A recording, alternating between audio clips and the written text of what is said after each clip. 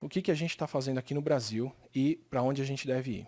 Independente de todos esses números que eu falei e tudo isso que está acontecendo, a gente já percebeu que isso é muito sério. Desde muito antes, o Brasil já vem avisando que isso é um problema, inclusive para a OMS. Então, nós sabemos do tamanho do problema que isso é e cada estado, cada cidade, cada região está tomando as medidas para poder conter o vírus. O que é o maior problema aqui? Por que é urgente que a gente consiga fazer isso? Deixa eu tirar, eu esqueci de tirar os números aqui. Por que é urgente que a gente consiga fazer isso?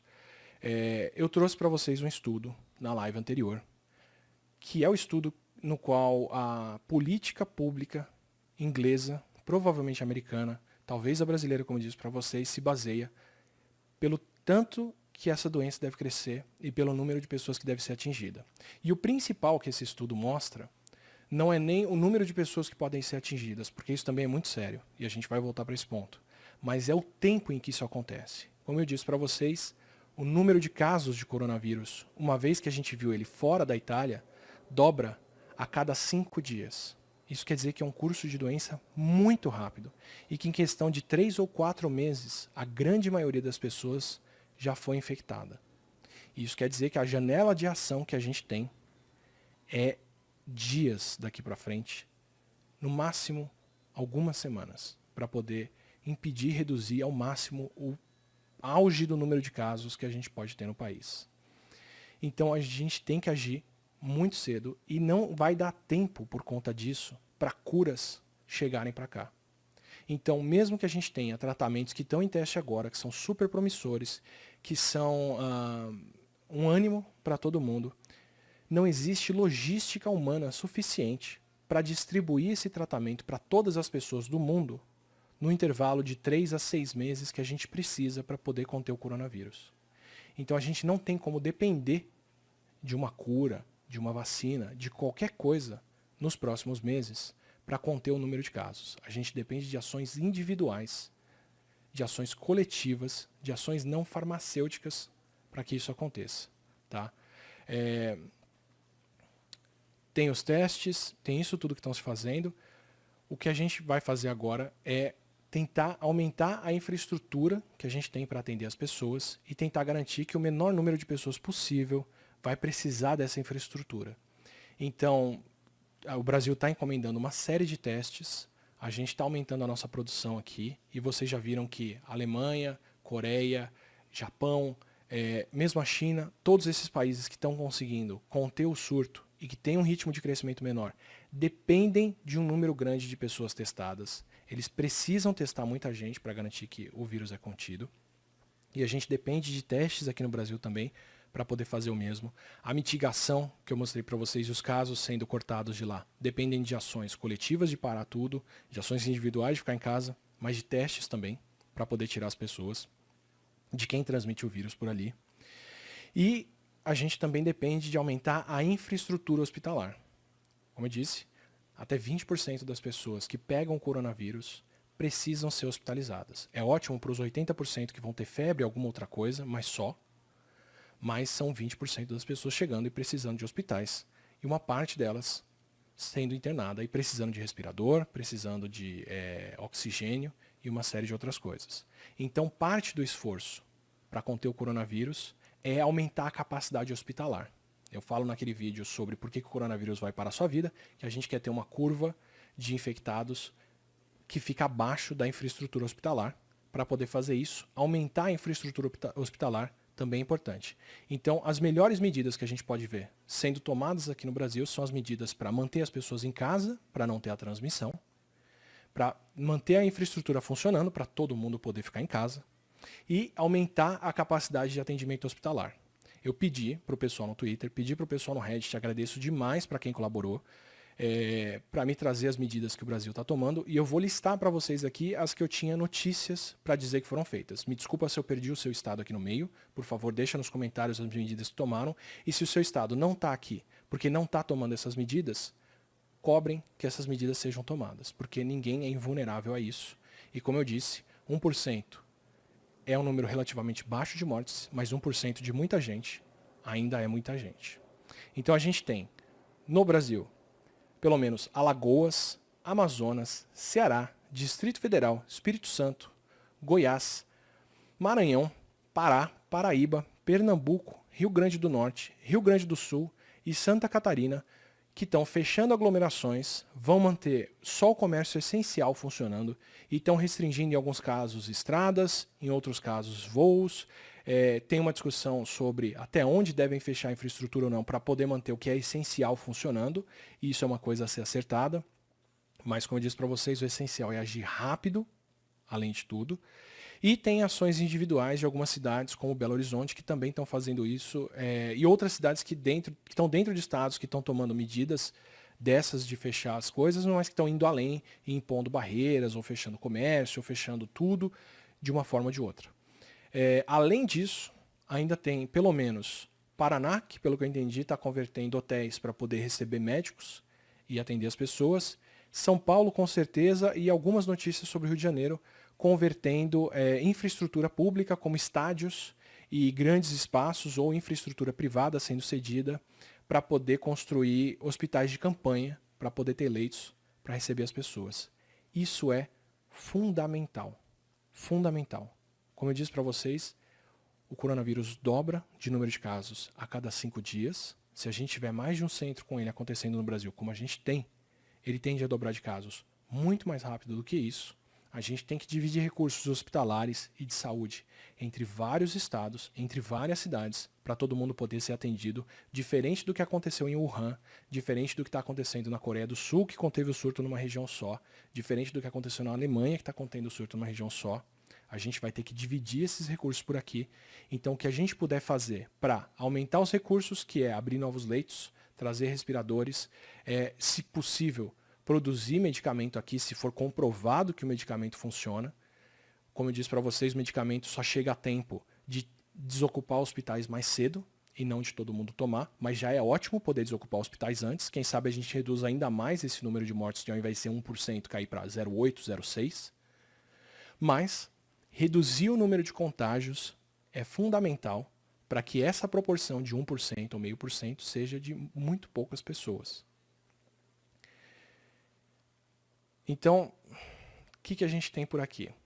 Essas medidas estão sendo tomadas, a gente está cedo no surto ainda, nós sabemos como esse surto progride há semanas, a gente sabe o que é necessário fazer, tem estudos mostrando que você precisa de mitigação, que você precisa de supressão, precisa parar tudo o que é possível parar para poder manter só